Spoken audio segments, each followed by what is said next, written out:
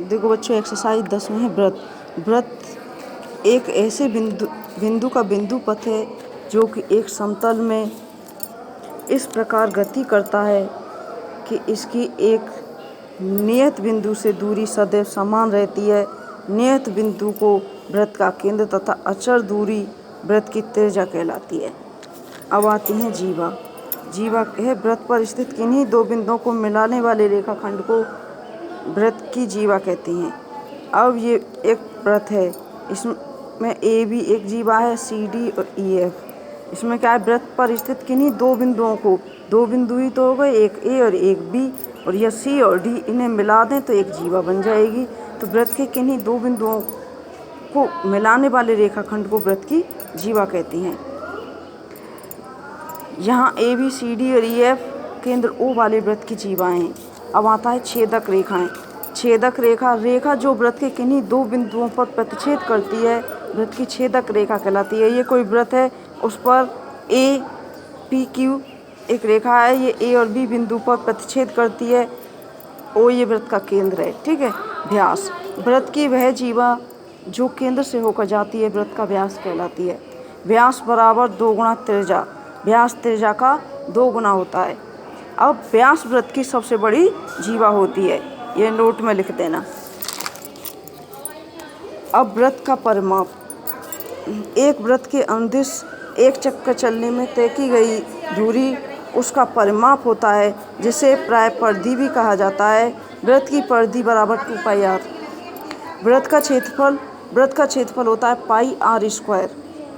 अर्धवृत्त का 1/2 पाई are square और चतुर्थांश का क्षेत्रफल पाई आर स्क्वायर अपॉन 4 होता है। अब इसका एग्जाम्पल देखो। उस वृत्त की त्रिज्या ज्ञात कीजिए जिसकी परिधि त्रिज्याओं 15 सेंटीमीटर और 18 सेंटीमीटर वाले दो वृत्तों की परिधियों के योग के बराबर है। पहले वृत्त की त्रिज्या 15 सेंटीमीटर तो परिधि हो जाएगी 2 पाई आर, तो 2 पाई गुणा 15 तो 30 पाई हो जाएगा। दूसरे वृत्त की त्रिज्या 18 सेंटीमीटर दे रखी है, परिधि हो जाएगी 2 पाई गुणा 18 तो 36 पाई हो जाएगा। अब इन दोनों त्रिज्याओं से मिलकर के, दो छोटे वृत्तों से मिलकर के एक बड़ा वृत्त बनाया गया, तो उस बड़े वृत्त की त्रिज्या ज्ञात करनी है हमें। तो बड़े वृत्त की त्रिज्या, तो इन दोनों छोटे वृत्तों की त्रिज्याओं को जोड़ देंगे, 30 पाई प्लस 36 पाई। अब इस वृत्त की त्रिज्या हम कैपिटल आर मान लेंगे, तो उसकी जो परिधि 2 पाई आर बराबर 30 पाई प्लस 36 पाई, तो 2 पाई बराबर आर बराबर 66 पाई, पाई से पाई कैंसिल, आर बराबर 66/2 33 सेंटीमीटर हो गया। अब एक्सरसाइज 1 देखो।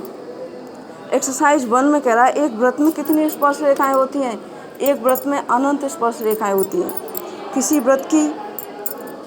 वृत्त की स्पर्श रेखा उससे केवल एक बिंदु पर स्पर्श करती है, प्रतिच्छेद करती है। दूसरा वृत्त को दो बिंदुओं पर प्रतिच्छेद करने वाली रेखा को क्या कहते हैं, उसे छेदक रेखा कहते हैं।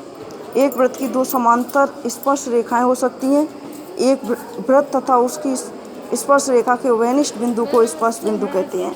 अब इसमें एक सवाल दे रखा है, एक वृत्त है, उसकी त्रिज्या दे रखी है 5 सेंटीमीटर और ये स्पर्श बिंदु से यहाँ तक की दूरी 12 दे रखी है, तो ये निकालनी है हमें। इसे निकालने के लिए हम पाइथागोरस प्रमेय का यूज करेंगे। पाइथागोरस प्रमेय यूज किया तो क्या है, पी क्यू बराबर Q O Q minus O P, O Q का स्क्वायर माइनस ओ पी का स्क्वायर। तो ये है 12 का स्क्वायर माइनस 5 का स्क्वायर, 12 का 144 माइनस 25 तो 119 हो गई ये दूरी, अंडर रूट 119, ठीक।